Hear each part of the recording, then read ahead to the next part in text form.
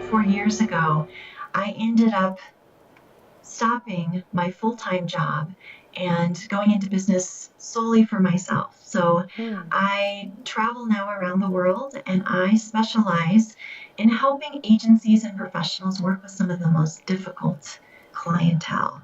So some of my favorite professionals to work with are those in mental health centers with the chronically mentally ill, or drug and alcohol treatment centers with people who are mandated into treatment, and to help staff find a way to work differently, to view their clients differently, to set aside diagnosis and assumptions.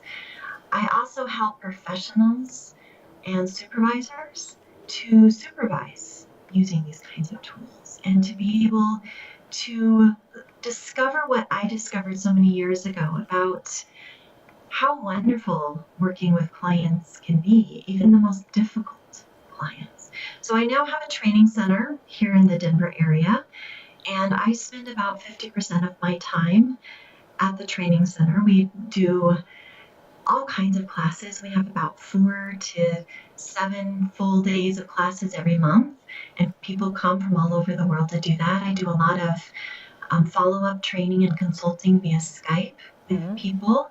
And then I also travel. I go to a lot of the different centers around the country, and I help them as a group to work differently with their clients. And then I follow up with these groups of professionals via Skype or telephone conference to really maintain their learning. And now I only see clients about 10% of my time.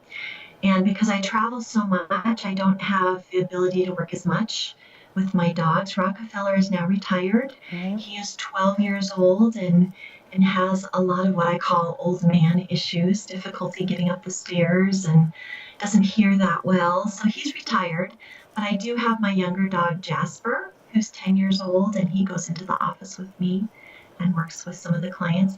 He also helps me teach at the training center, because professionals are no different than clients, that he can change the teaching environment just as well. And he provides nice demonstration about how exceptions come into the room when a dog comes in. And I oftentimes will invite the class to notice the difference between, like if it's a 2-day class, the day without the dog, and then notice the difference with the dog. And some of the difference will be that oftentimes class is done from the floor when the dog is there. The students just naturally sit down by the dog, and it's a much more relaxed kind of environment than I could ever create. I mean, they were welcome to sit on the floor the first day, but they don't, because it would be weird. But when the dog is in the room, it makes sense to be able to sit on the floor with the dog. So yeah, most of my time is spent training, and I love it because I feel like I can reach so many more clients this way. Yes. So this is a quite long way from the very, very quiet, fresh social worker who didn't say anything behind the mirror. Yes.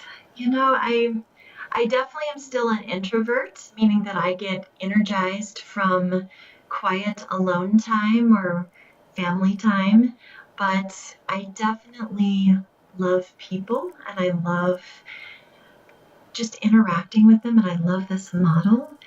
And it's been sort of a nice balance. So yes, I train for days on end, and then in the evenings I'm very quiet, and I love to garden and spend time with my family and all of that. So it's fantastic.